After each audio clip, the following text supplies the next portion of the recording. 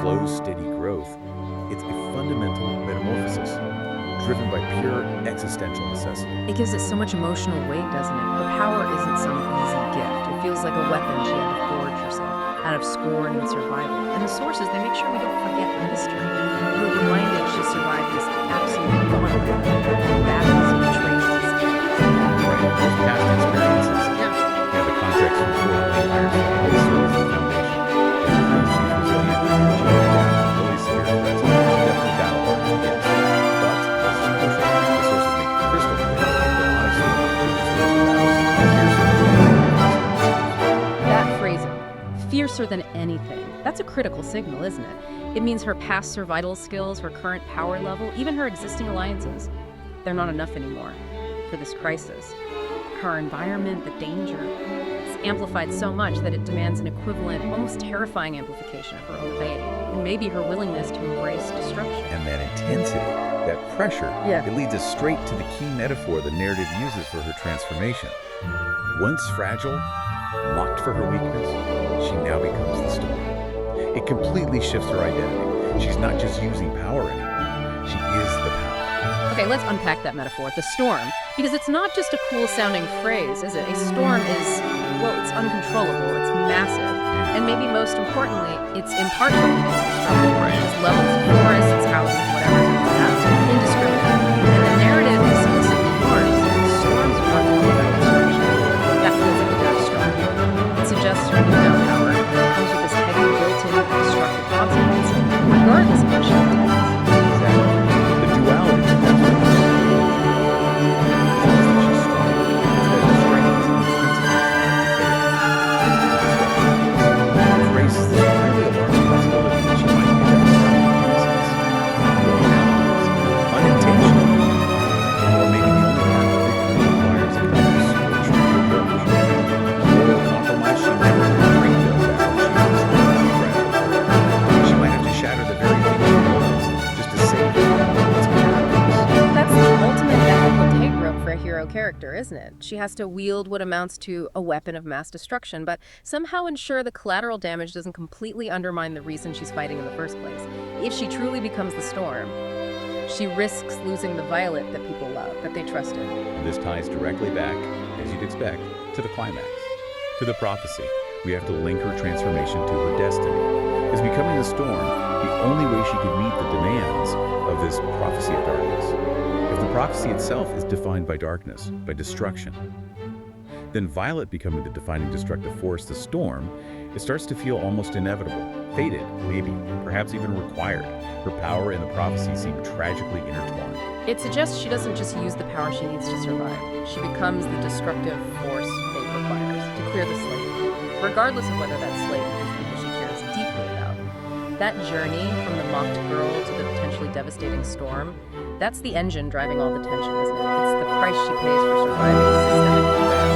So moving on from Violet's really intense personal evolution, we now have to focus on the only anchor she seems to have left, her bonds. We need to analyze the forces holding her, and maybe the Empire together, but threatening to tear them completely apart. And central to all of this is that intense, volatile connection between Violet and Xaden. Their relationship, the sources say, burns hot. It's bound equally by love as much as by war. That mixture sounds highly volatile. Love forged in the middle of constant mortal danger.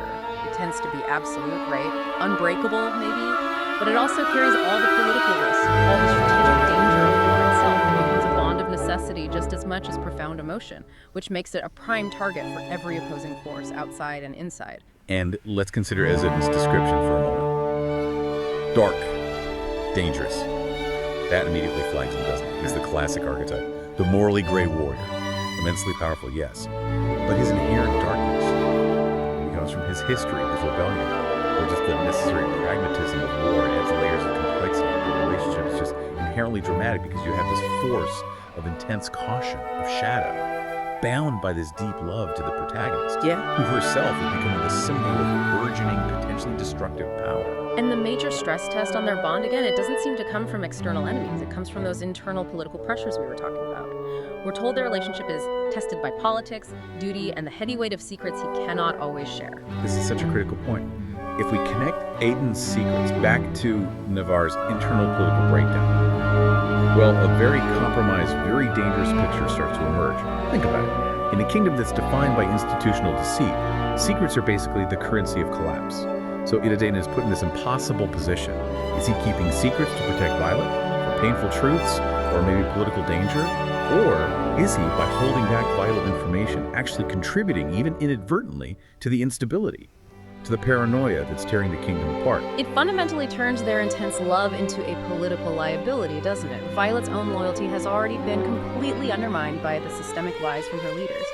Now, as Xaden, the one person she trusts most, maybe unconditionally, he also keeps secrets that impact the war, impact her safety. It forces the question, where can Violet's trust truly lie now? And how long can their relationship possibly withstand this corrosive effect of, well, necessary distrust? The political tension means their love isn't some safe harbor, it's actively dangerous to Navarre's survival. And the sources do highlight that they face the fiercest battles together, which reinforces the idea that their combined power, which is unparalleled, is absolutely necessary for survival. But that overwhelming strength also means that if one of them, one rider, is compromised by outside forces or internal secrets, the other is automatically compromised too. They're linked, their fate is lost, which just maximizes the stakes of every single choice Xaden makes about those hidden truths. And the power structure of their bond, it's almost literally represented by their dragon companions, isn't it? They play a crucial role in this dynamic. It seems like it needs a deeper, maybe more technical analysis of their contrasting power sets. Absolutely, it's key. First, you've got Terran, mentioned as the mighty Terran. He represents the established power base, ancient power. His presence is stabilizing, formidable, undeniable force.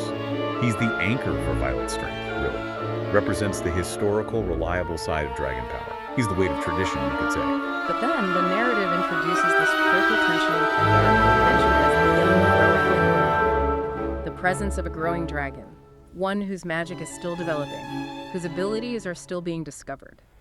That implies massive volatility, doesn't it? Vulnerability, maybe? And a huge amount of future power that's still unrealized. It contrasts so sharply with Terran's settled ancient might. The difference in their magic, that's what's most critical for the learner here, I think. Terran's power is known. It's measurable, reliable, a powerful weapon in a conventional sense. You know what you're getting. And Darna's power, though, that represents the potential for something completely game-changing, politically inconvenient maybe, or just entirely chaotic new magic. And since Violet is bonded to both, her strategic choices get really complicated by this dual responsibility. She has to rely on Terran's might for stability, while also managing Darna's dangerous, uncertain potential. Potential that could solve a problem, sure, but could also just shatter established norms. So their combined presence makes the riders this quartet of unparalleled but highly unbalanced strength. They're drawn into the fiercest battles because they have the only power that might actually match this escalating crisis.